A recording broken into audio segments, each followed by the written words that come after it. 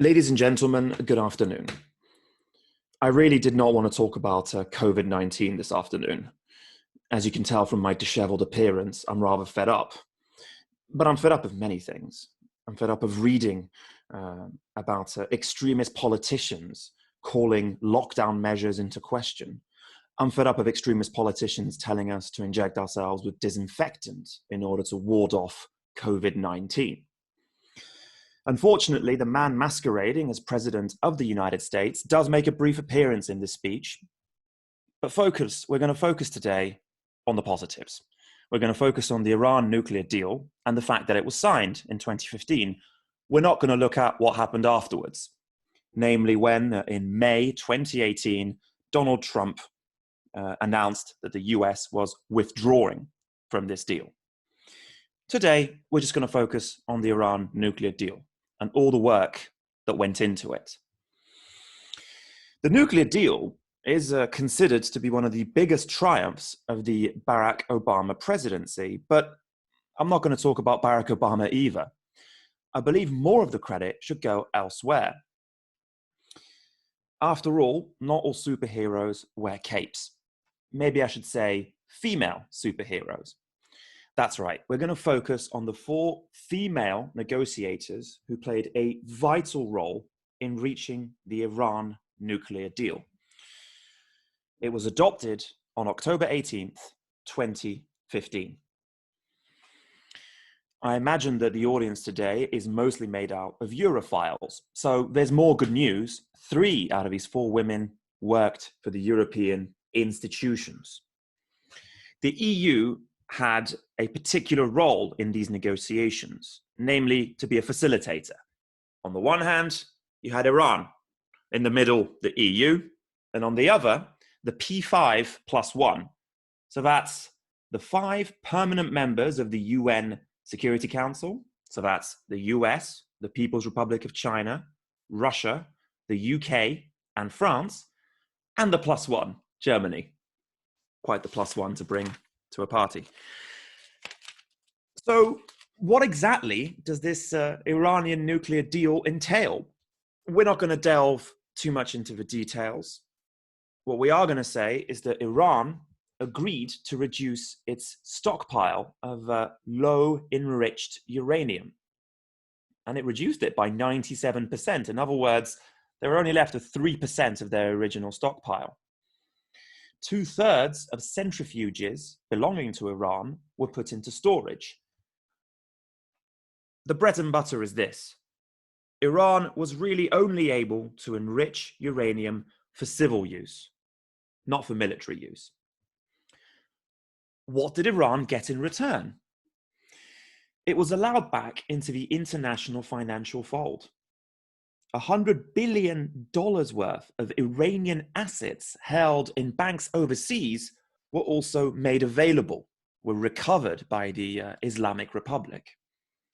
And perhaps most importantly, the P5+1 lifted the many economic sanctions on Iran. The nuclear deal, as I mentioned, signed in 2015, seemed to be going very well. It was a resounding success. After the sanctions were lifted, tourism boomed in Iran. Foreign companies invested in many sectors: aircraft, oil, infrastructure, road transportation. Iran's GDP in 2016 jumped by a spectacular 13.4%. This is really unheard of in modern times. From the nuclear perspective, Iran was abiding by the terms it had signed.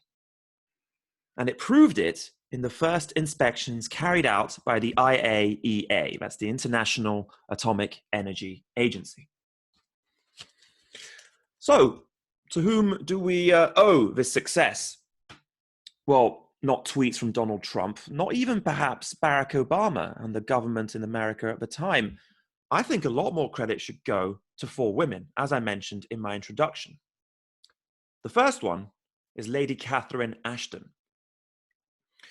She was made head of the European Union's foreign policy in 2009, but her beginnings were not auspicious. In fact, the Financial Times later wrote that she was only nominated for the post because Gordon Brown, who was Prime Minister back then in the UK, didn't want his predecessor, Tony Blair, from becoming President of the European Council. So the compromise, Lady Katherine Ashton. She defied the odds emphatically, however. She adopted a conciliatory approach. She decided to iron out the differences between the Iranians on the one hand and the P5+1 on the other. Lady Katherine Ashton was also very ingenious. She decided to organize a series of bilateral talks, so talks involving two parties. She wanted to avoid everyone shouting over each other, everybody bickering around the same table. Instead, she spoke to everyone individually. And then finally, the cherry on top. In 2013, negotiations with Iran were not going well. Specifically, Foreign Minister Mohammad Zarif of Iran, of course, did not believe America had the power to lift all those economic sanctions. Things looked like they were going south. So Lady Katherine Ashton called John Kerry, who was Barack Obama's Secretary of State. People may remember John Kerry, of course, from his failed presidential bid in 2004, I believe, when he lost to George W. Bush. Anyway, Kerry went to Lausanne immediately, Lausanne in Switzerland. This was unprecedented. A major US representative and a major Iranian representative around the same table in a public setting talking nuclear. Unprecedented. Just as unprecedented was Lady Katherine Ashton's crowning achievement, which was signed on November 24th, 2013. This is known as the Joint Plan of Action. It was a precursor to the Iran nuclear deal. It was signed by Iran and the P5+1 I mentioned beforehand. This was the first time the US and Iran had signed a treaty in 34 years. What is even more surprising is that towards the end of these negotiations, Mr. Zarif only wanted to talk to Lady Ashton. He didn't want to talk to any of the men from the US or France or Russia or China or anywhere else. And this is remarkable considering Iran's spotty record when it comes to women's rights. So we skip forward 2 years and to the actual Iran deal. It was signed on July 14th, 2015. And this owes a lot to the three women I'm going to mention now. The first two are Federica Mogherini and Helga Schmid. Mogherini was the High Representative of the European Union for Foreign Affairs and Security Policy. Helga Schmid was her deputy. Now, Mogherini was another derided choice when she took Lady Katherine Ashton's post. The usual sexist badinage would have probably been quite common in the halls of Brussels, but Mogherini, just like her predecessor, trumped all expectation. She picked up where Lady Katherine Ashton left off. She maintained good relations with Iran. Moreover, she is remembered for wearing a veil when she spoke to her Iranian interlocutors. But she really was the political face of the EU at that time. If she was the political face, Schmid had the technical know-how. Schmid was a Sorbonne graduate. She spoke perfect French and English, a tough negotiator, but also someone who had a conciliatory approach.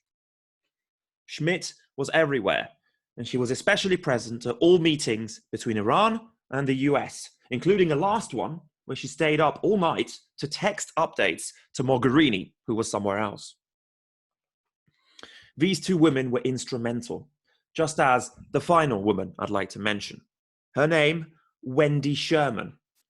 And if Mogherini relied a lot on Schmid, John Kerry relied even more on Sherman, a giant in her field. She was the US Undersecretary of State for Foreign Policy Affairs.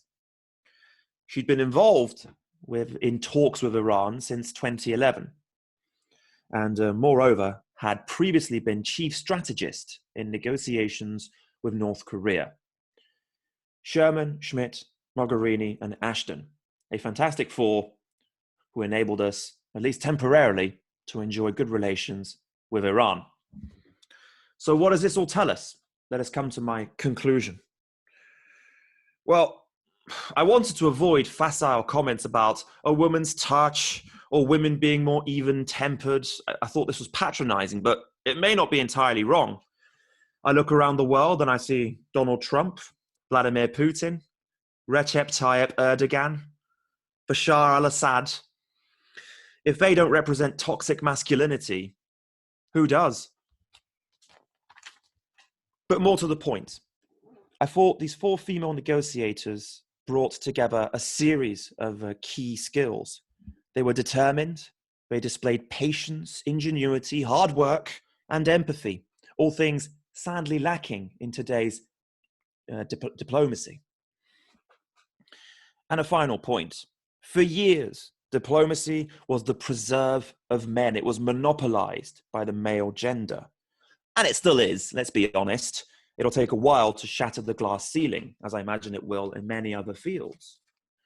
But what I'm basically saying is that for years, humanity only drew its diplomats, its negotiators, its ambassadors, its consuls, its representatives from half the available pool. Imagine the potential. What these four women have showed us could pave the way to better diplomatic relations in future, if only we focused more on gender politics. Thank you.